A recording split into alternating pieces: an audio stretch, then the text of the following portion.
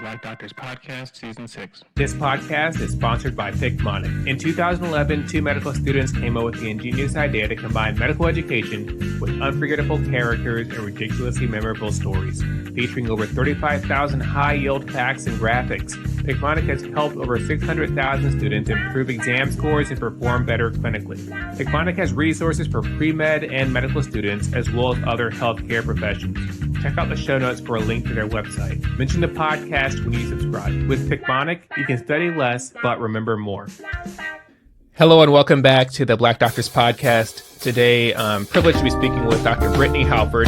She's a MD and MPH. She attended the University of Michigan for undergrad, completed medical school at the Feinberg School of Medicine. It's Northwestern. She completed an internal medicine residency program and practiced as a hospitalist at Emory before moving on to work in Boston. Dr. Halford is an entrepreneur, wife, mother, and a financial guru. So, Dr. Halford, thank you so much for joining me on the program. Dr. Bradley, thank you for having me. Yeah, definitely. You can call me Steven. Is it okay if I call you Brittne? Yes, please. Okay, perfect. So tell me a little bit about your current practice and what you do on a day-to-day basis. Yeah, so I am an internal medicine physician practicing as a hospitalist. So what that means is I take care of patients when they come into the hospital, when they're acutely ill. And typically my schedule is a 7 days on, 7 days off. There is some fluctuation to that schedule.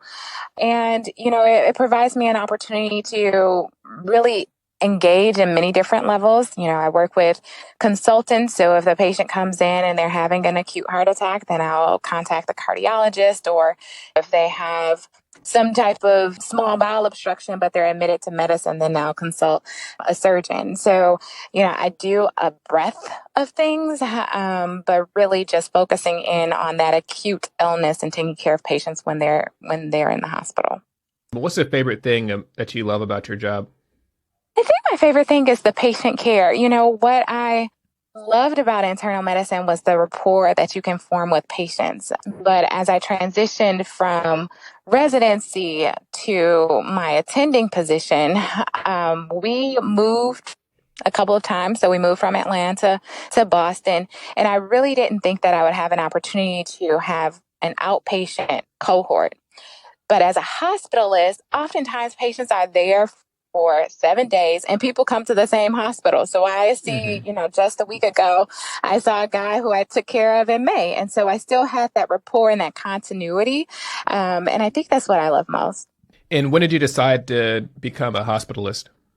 It was in probably my third year in residency because I liked a little bit of everything, but I really couldn't pinpoint just one specific thing that I really wanted to delve into a little bit more. In addition, I actually did like critical care, but I just didn't think that would work for my lifestyle. So I did not pursue a critical care fellowship. And when exactly did you decide to become a physician? Well, if you were to ask my mom, she would say when I was like 3. But we actually have documentation. So my dad is an academic and I have 3 other cousins who are around the same age. So we would always do like a cousin swap. And when my dad had us, he would make us do work. So he had us write down what we wanted to be when we grew up. And he saved them from when we were 7 years old. And so he pulled them. Was he the favorite? Was he the favorite uncle for that, or no? Of course not. He corrected your grammar.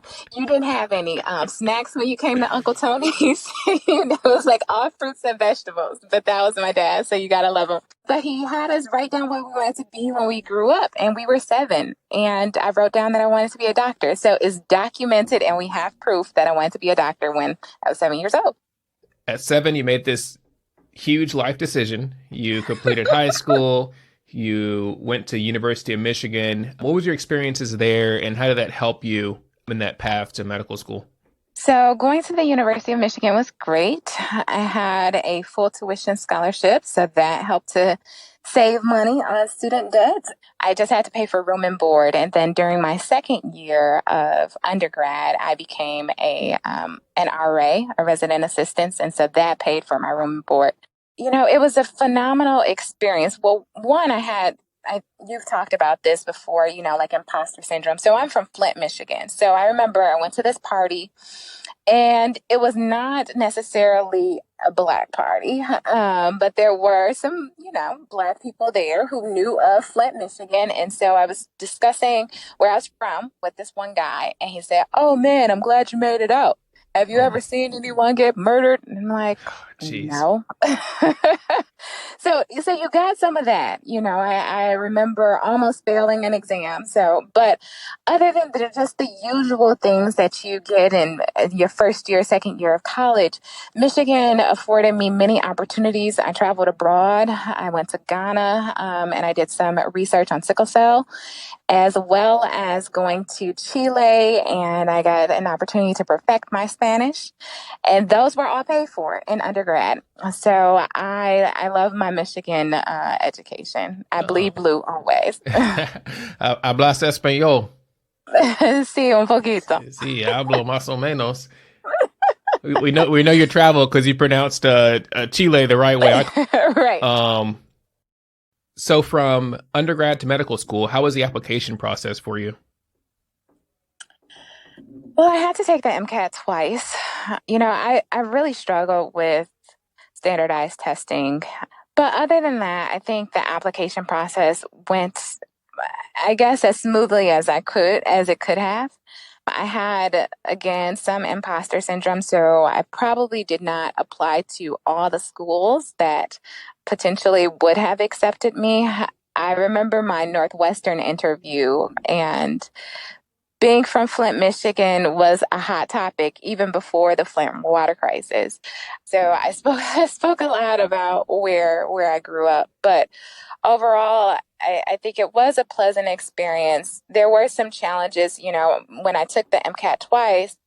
I think that was the biggest challenge, and that I really didn't have anyone to navigate me through that process. Our counselors at Michigan were really good, and I had a few friends who had matriculated through medical school who were helpful. But I think that was a big challenge as well. And then how was your time at Northwestern in Chicago? So I love Chicago. Kevin and I actually met in Chicago at the House of Blues. Okay. And Kevin is my husband, for the listeners who don't know. So Chicago was great. Northwestern was great. I think when I interviewed there, one of the things that struck me is I wanted to be a physician who served the underserved, because just being a minority in medicine and being from Flint, Michigan, the healthcare disparities touched my family. I mean, more times than not. My aunt Val was diagnosed with non-Hodgkin's lymphoma, and she died. From what could have been treated pretty easily, but there was a delay in diagnosis. My grandmother, she had a stroke, undergoing a carotid endarterectomy, and it happens, right? But I think if she had not gotten that done in Flint, Michigan, and had been at an academic center, then that wouldn't have happened. And so that led to her death. So I just seen, just health care disparities touch my family personally. And so I wanted to be a physician who served the underserved. And when I interviewed at Northwestern, I didn't really see how I would get that opportunity, being at such a prestigious hospital, living in Streeterville. But thankfully, I was able to do rotations at Stroger Hospital, which is the public hospital. I don't even know if it's still called Stroger, in Chicago, which afforded me that opportunity, as well as volunteering in some of the free clinics. And that also afforded me opportunities to learn kind of underserved care. Yeah, I think and what you said was so important, because when people talk about healthcare disparities, it can be something as simple as not having access to the same quality healthcare. I mean, it's usually what it is, but not all hospitals and hospital systems are the same. So when lower income areas or underserved areas can't afford to bring highly skilled practitioners, then that quality of care is not what it should be. Yeah, I mean, you're so right, Stephen. We see it now. I mean, we're seeing it play out now in this COVID pandemic. And so I've been encouraging my family, please stay home. As a female physician, what challenges or obstacles have you overcome during your time in training or your time in practice that other male colleagues may not have dealt with? I think one is just being heard. We know that there have been studies that have shown, when there's someone who's introducing a female speaker, they will call them by their first name instead of saying Dr. So-and-so, and they will use that as the title to introduce a speaker if they were a male. Oftentimes, I think, our contribution is not valued as heavily. And so I've had that happen to me where I say something and it just kind of gets ignored. And then maybe my male colleague or someone else has said, and then they're like, oh yeah, that's a good idea. Other things just with just physical appearance, having to be concerned about what your hair looks like as a Black woman physician. I've had people like touch my hair or say that hair is not unprofessional or, so I think just some of those challenges, you're always perceived as the nurse when you walk into the room. And even when you call a family, you discuss that you are the doctor, you're talking, very intelligently about the medical illness and treatment plans, and you're still called the nurse at the end. So I think that those are big things. In negotiation, so when I started my job here in Boston, I actually negotiated for a few things. And I read a book, Women Don't Ask, about how women, we don't negotiate, or even that, lean in. We don't sit at the table often and apply for leadership positions because we feel like we need to check off each and every box when men don't do that. And so I myself have had to kind of take myself outside of it and say, okay, Brittne, you are qualified. And if you're not qualified, we can fake it till we make it. So go ahead. Everybody else does. Right, exactly. So I think that those are some of the personal challenges, and also, just like environmental, being in medicine challenges, balancing work and life has been a challenge too, to be honest, where I don't know if Kevin would say, I'm sure he would say that he does have some difficulty balancing it all, but probably a little less than me. And it's bigger than, not being considered a nurse. It's the fact that you've completed, 8 to 12 years of education, and that's, some people can only perceive females as nurses in a hospital setting. And that's something that we have to actively work together to change that perception. So no dig on nurses, but this is a story that needs to be told. It needs to be told again and again until it starts to change. Yes. And thank you, Stephen, for saying that, because I love my nurses. You guys are my eyes and my ears. And so we work together, for patient care. But as you mentioned, it's always assumed that we're the nurses, that women can only be nurses, that women aren't, equally as qualified to be physicians. Yeah. Talking about juggling a very busy schedule, I know you're involved in quite a few extracurricular activities. You have your Instagram account, Brittne Halford. That's BrittneHalford, Brittne Halford on Instagram. There you talk a lot about finances and give financial education. But you also are involved in a couple other side businesses and projects, one of which being the satin stretch wrap. Could you tell me a little bit more about that? Yes, and thank you for mentioning. So after residency, I had a little bit more space to do things that I've always loved to do. So growing up, I was a tinkerer. I was always putting things together, improvising. And I think mostly because I'm very frugal. So I'm like, okay, I'm not paying for this. I'm going to figure out another way to do this. Yo también. Sí, entonces, and then I was having some struggles with my hair. I have a lot of shrinkage, so I have natural hair and I have a lot of shrinkage. For those of you who don't know what shrinkage is that textured hair can be so curly that when it gets wet and it dries, it shrinks up really tight. And so all those coils are just really tight. And for me, the problem is that it causes single-stranded knots, which cause breakage. So I was looking for a solution to that, but I didn't like going to the salon and having them blow dry my hair because the heat also caused damage. So what I developed after tinkering were the satin stretch wraps, which is a non-heat way to stretch your hair, and it minimizes shrinkage. But because I'm also frugal, I wanted to make sure that it didn't just do one thing. So it also can be used as a curling tool to curl your hair. So it's a multi-use tool that I've developed for natural hair. And that really just came out of just having the mental space, but also having some of the financial space to pursue something that I didn't know if it would work or not, but I thought that it was worth a try and worth an investment. So I'm very grateful for that opportunity. And they will be coming onto the market soon. We've had another hiccup in China getting them manufactured, but hopefully by the end of this year. Incredible. I learned so much about shrinkage, and I actually have 5 sisters, but thank you for that. Additionally, you're involved in an Etsy shop. What is Bramlin and Rose?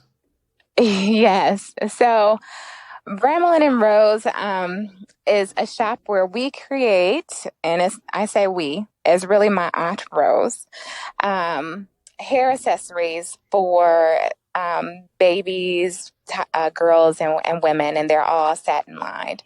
So my Aunt Rose is kind of like, she's like my second mom. She's the one who has done all of these like creative activities with me, even as a young child. She would always color with me, and we would always do these craft projects, scrapbooking, refurbishing. So she had come here in Boston to watch Brooke. She and my mom, when Kevin and I took our vacation, and she brought her sewing machine. And I have my headbands that are satin lined. I sleep on a satin pillowcase, but she realized that my daughter, Brooke, didn't have any satin lined headbands. And so she pulled out her sewing machine. She said, you know what, we can create her some headbands and put the satin lining so we can protect her hair. The whole philosophy of satin, sleeping on satin, is that it does not absorb the moisture from texture hair. And we know that that's a problem. You know, moisture retention is a huge problem for texture hair. So, you know, as I'm putting hats and caps and all of these headbands on her hair, she wanted to make sure that her hair was protected. So we started out small with an Etsy shop. And so far we've grown. It's been 2 months, and we have grossed about $3,000 in selling headbands. And so I am helping her to get started with her Shopify store. So that should be launching soon as well. Awesome. I'm taking notes over here. So I need to get a satin pillowcase to help minimize my shrinkage and breakage and keep my hair moisturized. There you go. All right. To round out all these incredible things you do, your husband, Kevin, is also in the healthcare field. How has that been, being able to work together, additionally to raise your daughter, Brooke? So it's a incredibly busy household. How does that work? Yeah, so we have a joint calendar. Every Sunday, we talk about our schedule for the week just to make sure. We've had a couple of communication snafus where we didn't have childcare or something wasn't on the calendar and it went amiss. So that's mainly how we're working together, is making sure that our communication is on key and also very transparent. For me, how I've managed work and life is I realized that I'm not Superwoman. And so what that means is that, you know, I have to ask for help to help me to, you know, make sure that we have food on the table, and Kevin does some grocery shopping too and cooking too. Then I also ask myself, and this is some advice that my mentor gave me, is asking yourself what brings you joy. Mm-hmm. And so I asked myself what brings me joy, and I try to make sure that I do those things and only those things. And I use this question to evaluate. Hey there. I hope you're enjoying listening to the show. I wanted to take a minute to talk about TrueLearn and thank them for sponsoring the Black Doctors Podcast.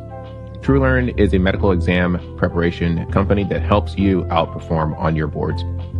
If you are a medical student or resident physician, you should definitely check out their products. If you sign up, please use the code BDPodcast and you'll get a discount.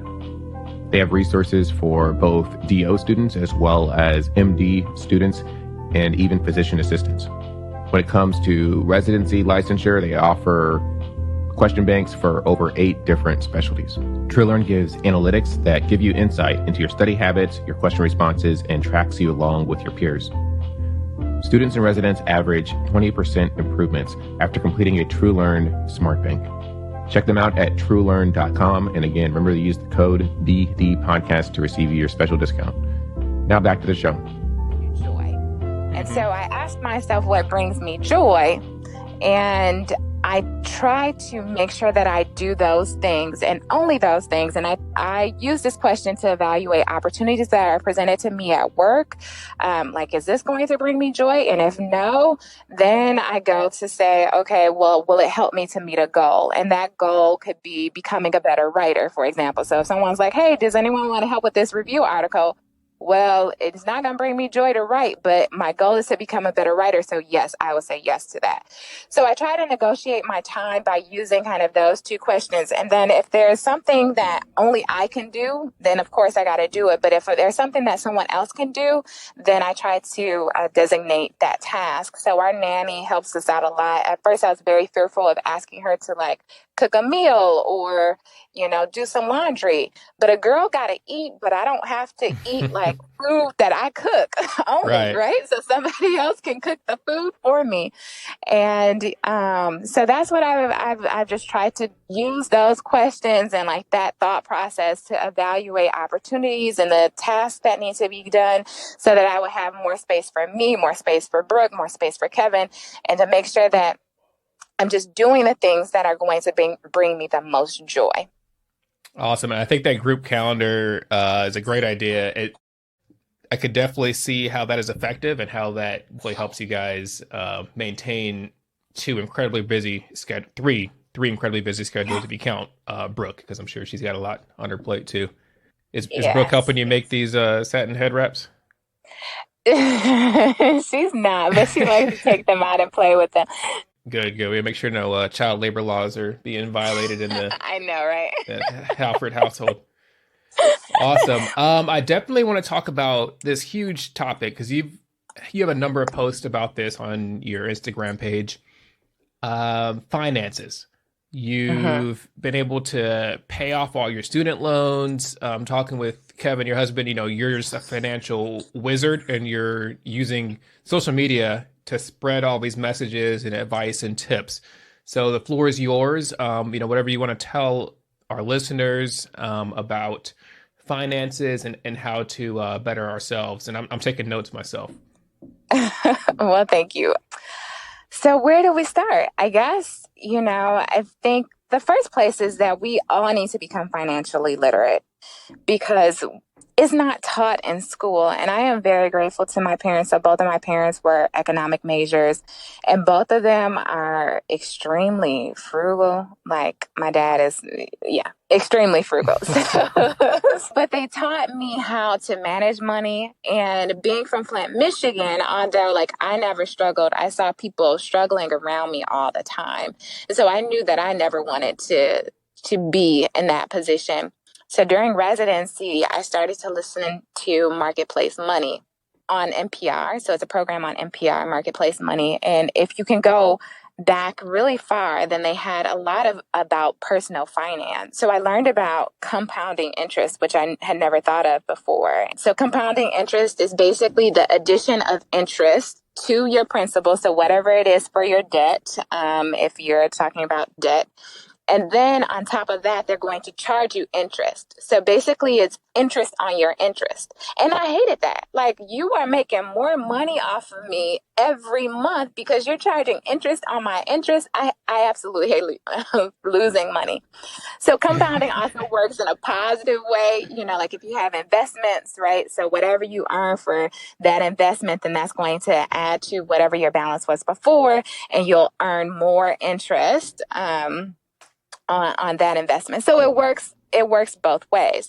But I had no understanding of compounding interest before. I had no understanding about my credit to debt utilization ratio. And basically that's if you have $2,000 available in credit, right, on a credit card, but you go and you spend $1,000, then that credit to debt utilization ratio is going to be 50% because you've used $1,000 of your available $2,000.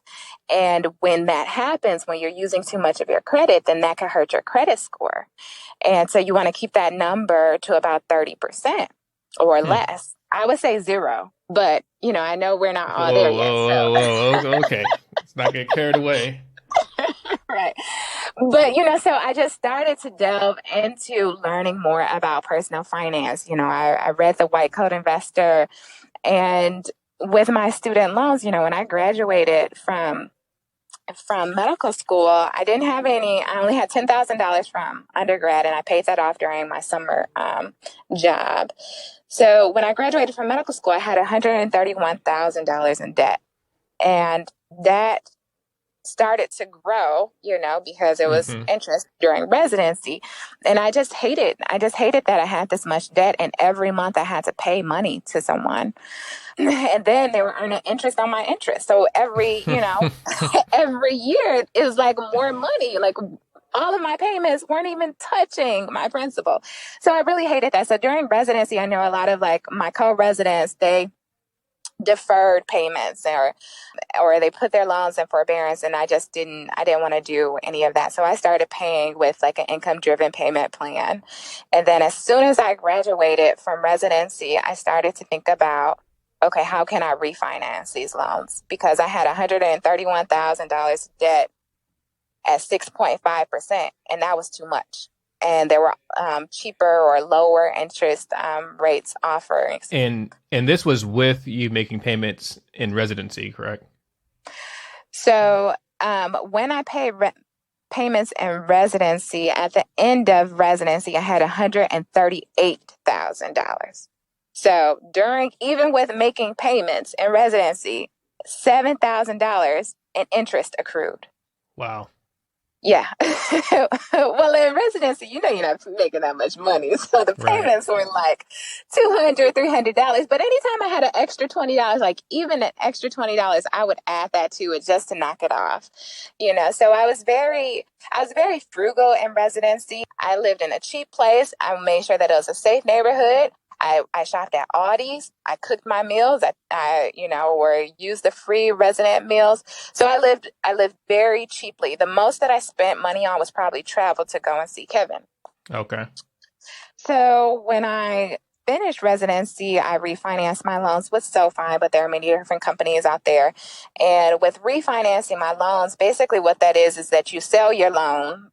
So it goes from federal to a private bank, and they give you a lower interest rate. So by doing that, I was able to decrease my interest rate to about 3.25%. And so that saves a lot of money in interest. So that allows more of that money that I'm applying to my student loans to go towards the principal. But what that also does is it increases your loan payments because there's no income-driven repayment plan. Maybe some banks will offer it, but as an attending physician, this was the payment that I had. So my payments went from, they probably would have been about $1,200 as an attending to about $2,500 a month that I paid when I refinanced my loans. But it allowed me to be super aggressive. So I made a budget, and I used this joy budgeting technique. So I made a budget based upon my joy budgeting technique, and I can talk about that in a little bit. And anything in addition to that I had saved over, then I just applied it to my student loans. So I was really aggressive at knocking down my student loans. And I was able to pay them off $138,000 in 3.5 years. That's while investing, because I wanted to invest in my 401k because compounding, remember, works both ways. So, I didn't want to wait until I paid off all of my debt to start compounding. And plus my job matched. So I didn't want to miss that match. And Kevin and I were investing in, mutual funds and ETFs. And we also saved up for an emergency plan. And we also took a couple of trips, outside of the country. So with this joy budgeting method, basically, I just asked myself again, what brings me joy?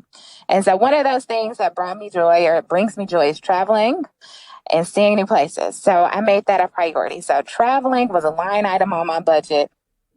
And then there were a couple of other things that, brought me joy. So I would allow myself to have 3 line items for joy. And so that could be ice cream. I like to eat ice cream. Yeah.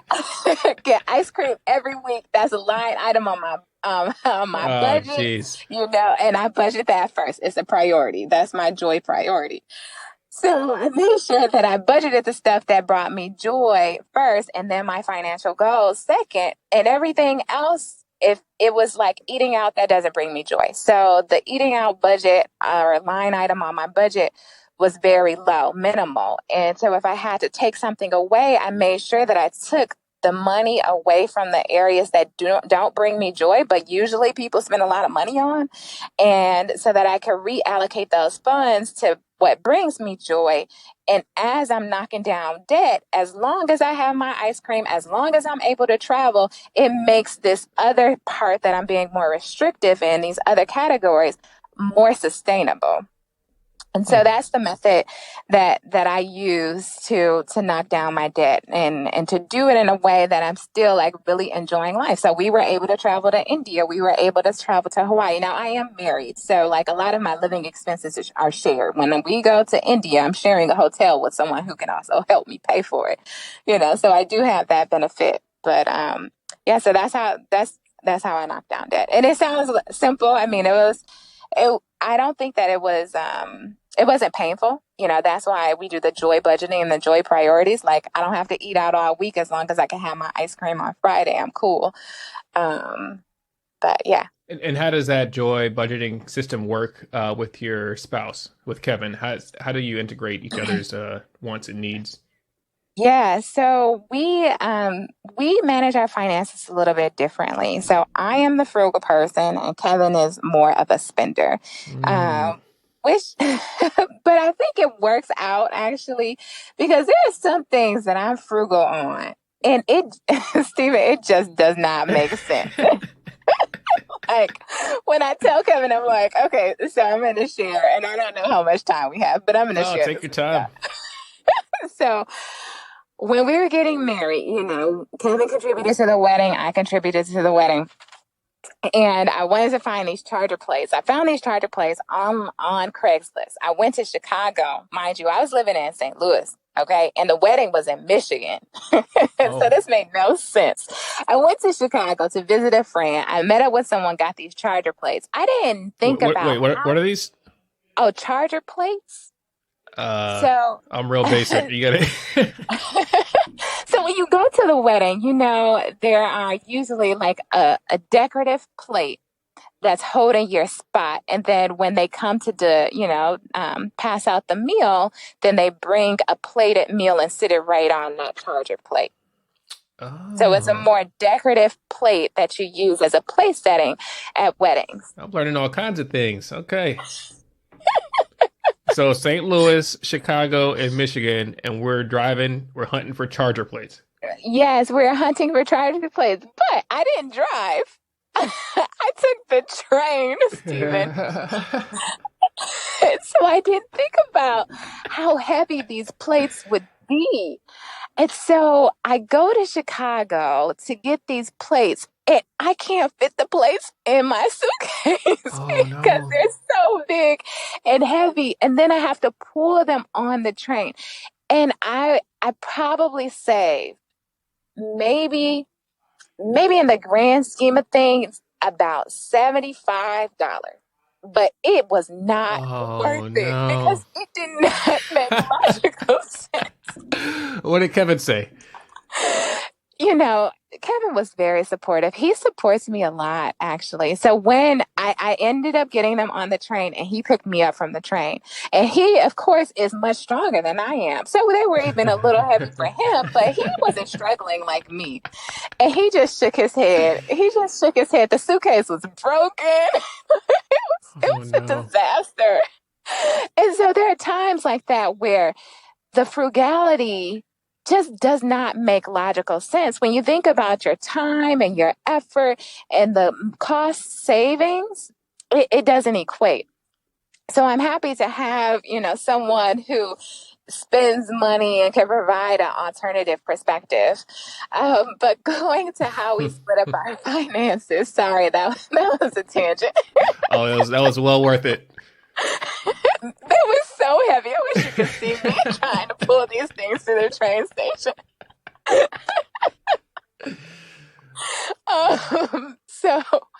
So we separate our finances a little bit differently, or I don't know how other people do it, but we sit down and at each year, the beginning of the year, we write down our financial goals. So, we might say, okay, we want to have another baby this year. We want to take a trip, like we went to Mexico. So we want to take a big trip this year. And, we want to pay for Brooke's schooling. So whatever our big expenses are, then we budget those things out. And then we budget out our financial goals. Okay, we want to save for a house in 5 years, and we budget those things out. And so when we have a joint account, that is a joint savings account, that is an online savings account. So we use Discover, and that's because the brick and mortar banks you don't earn any interest. So for Discover, it's like 1.5% annual percentage yield. So we earn money on our money. So we keep the bulk of our money there in an online savings account, and we budget for all of our financial goals, for all of, our expenses, big expenses that are joint expenses. So we do that kind of at the beginning of the year. And then we look at our cash flow, which includes like our rent, gas, things of that nature. And we budget out those as well. And so we have our, savings account online. Then we have our checkings account that is in a brick and mortar bank that handles our day-to-day, month-to-month expenses. And then whatever is left over from what he contributes to our day-to-day, from what he contributes to our savings and our financial goals. And for me, the same thing. Whatever is left over, he has his money and I have my money. And so we can do whatever we want with that money without questions asked. So I spend a lot of my money on entrepreneurial things like the stretch wraps and Bramlin and Rose, and he spends his money on other things that he enjoys. And so that allows us to have some financial freedom, that we don't have to go to our spouse each day to say, hey, I want to buy, a $500 bag. No, you work hard. So if you want that $500 bag, then you buy it. So that's kind of how we break up our finances, but we make sure that all the common expenses are paid for, that we have our financial goals budgeted, based upon our joy priorities. And what brings me joy and what brings him joy can be different, but then, we both like to spend time and travel. So that's part of a big joy priority. And then we get to budget our leftover money, our personal money, however we choose. I love it.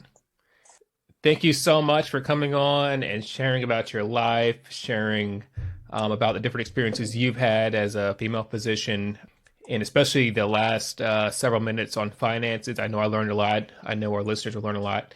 Disclaimer, the Black Doctors Podcast is not sponsored by any of the entities mentioned. If SoFi wants to chip in, holla at your boy.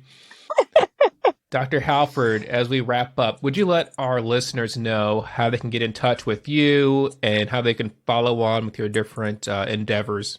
Yeah, so you can find me on Instagram mostly, and that is Brittne Halford. That's my handle at Instagram.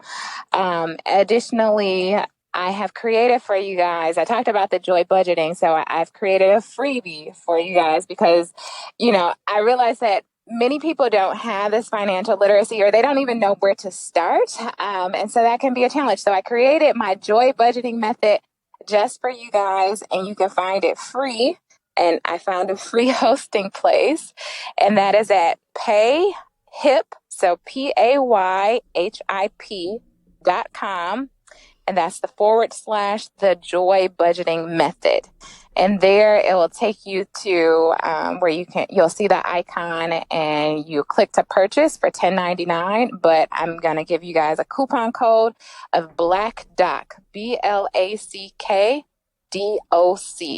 Black Doc, you enter that and it's free. And so it's just a digital download of my joy budgeting method. What? We got freebies? Okay. All right. Dr. Halford, we appreciate you. Thank you so much for all you're doing. There you have it. Black Doc for the coupon code. Be sure to go download this and check her out on Instagram. Brittne, thank you so much for joining us. Thank you, Stephen. It was a pleasure. Thank you so much for joining us for this week's episode of the Black Doctors Podcast. If you like what you heard, please share, leave a message or a comment as well. Tune in next week to hear more of our stories told by us on the Black Doctors Podcast.